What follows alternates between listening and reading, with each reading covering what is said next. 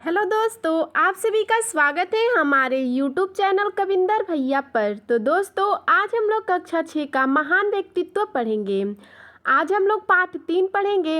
हमारे पाठ का नाम है दुष्यंत पुत्र भरत। तो आज हम लोग इस पाठ का सारांश देखेंगे। तो आइए दोस्तों, देखते हैं इस पाठ का सारांश है। हस्तिनापुर के राजा दुष्यंत शिकार खेलते समय कर्ण ऋषि के आश्रम पहुँचे। तो देखिए दोस्तों, एक होते हैं राजा दुष्यंत, जो हस्तिनापुर के राजा होते हैं। एक बार वो शिकार खेलते यानी कि शिकार करते समय वो कहाँ पे पहुँचे, तो एक ऋषि हैं जिनका नाम कर्ण है, वहाँ पे उनके आश्रम में पहुँचे। वहाँ उन्होंने शकुंतला से गंधर्व विवाह किया और निशानी में एक अंगूठी दी। देखिए, और वहाँ पे जब वो पहुँचते हैं तो वहाँ पे उन्होंने उन्हीं के आश्रम में, कर्ण के आश्रम में, वो शकुंतला नाम की एक स्त्री होती है, उनसे वो विवाह कर लेते हैं, गंधर्व विवाह। इसका मतलब यह होता है कि स्वेच्छा से प्रेम विवाह। ठीक है, आगे देखते हैं।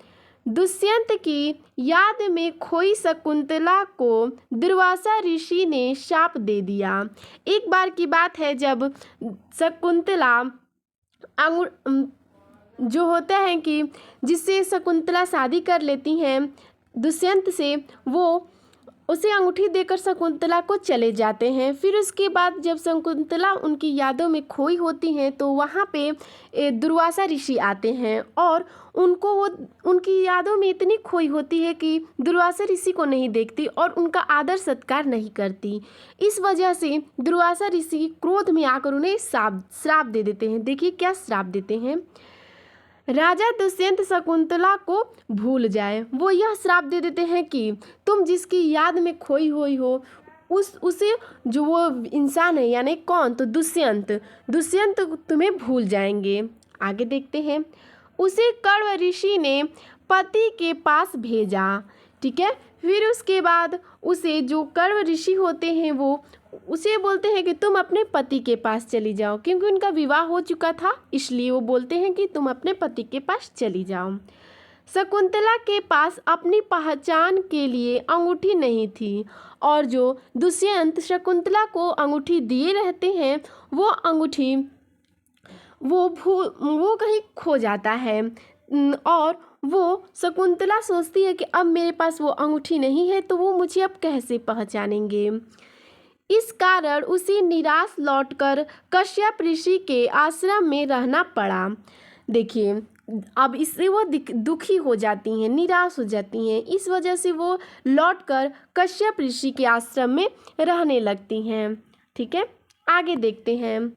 वहीं पर भरत का जन्म हुआ। कश्यप ऋषि के आश्रम में भरत का जन्म हुआ।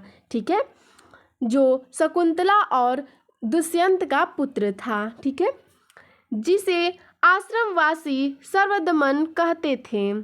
ठीक है, यह बचपन से ही वीर और साहसी था। बचपन से ही जो भरत हैं वो वीर और साहसी थे। दैव योग से अंगूठी मिल जाने पर दुष्यंत को शकुंतला की याद आ गई। देखिए, यहाँ पे जो है दुष्यंत कुछ काम कर रहे होते हैं या फिर कहीं गए होते हैं और अचानक उन्हें वो अंगूठी मिल जाती है दैव योग से। ठीक है, तो वो उन्हें सब कुछ याद आ जाता है, अपने मतलब कि वो किससे विवाह किए थे ये सब कुछ याद आ जाता है। ठीक है, तो वो अब याद आता है तो वो अपने मतलब कि पुत्र और पत्नी को ढूंढने चलते हैं। देखते हैं आगे क्या होता है।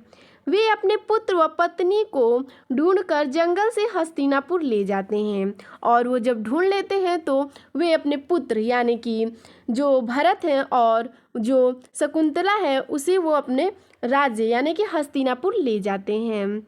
आगे देखते हैं। भरत की शिक्षा दीक्षा हस्तिनापुर में ही हुई और जो है भरत उनकी शिक्षा जो है हस्तिनापुर में हुई। ठीक है, आगे चलकर यही भरत चक्रवर्ती सम्राट हुआ। ठीक है, देखिए आगे चलकर यानी कि जब ये बड़े हो गए तो ये चक्रवर्ती सम्राट, इसका मतलब क्या होता है, यह जो है यह उपाधि उस सम्राट को दी जाती थी जिसका संपूर्ण देश पर साम्राज्य हो। ठीक है, उसी चक्रवर्ती सम्राट कहते थे। ठीक है, आगे देखते हैं। इसके नाम पर ही हमारे देश का नाम भारत पड़ा। ठीक है, भरत के ही नाम पर हमारे देश का नाम भारत पड़ गया। आगे देखते हैं। भरत ने अश्वमेध यज्ञ किया। अश्वमेध का क्या तात्पर्य है? तो यहाँ अश्वमेध का यह तात्पर्य है कि एक प्रसिद्ध वैदिक यज्ञ होता है यह। ठीक है, इसमें एक घोड़ा छोड़ा जाता है। ठीक है, जिसके साथ सम्राट की सेना रहती थी। मतलब कि जो घोड़ा छोड़ा जाएगा उसके साथ एक सम्राट की सेना रहती है। ठीक है, सभी देश के जो राजा होते थे वो उस घोड़े का स्वागत करते थे। ठीक है, जो सभी देश के राजा रहेंगे जो घोड़ा छोड़ा जाएगा उसका स्वागत करेंगे। यदि कोई राजा घोड़े को पकड़ लेता तो सम्राट की सेना उसे युद्ध करती थी। विजय घोड़ा वापस आने पर हवन, दान, भोज आदि कार्यक्रम होता था और सम्राट को चक्रवर्ती सम्राट की उपाधि दी जाती थी। यानी कि अश्वमेध यज्ञ का यही तात्पर्य है। ठीक है, आगे देखते हैं। इसकी कीर्ति सारे विश्व में फैल गई। ठीक है, तो दोस्तों आपको हमारा यह वीडियो कैसा लगा हमें कमेंट में ज़रूर बताइएगा। धन्यवाद।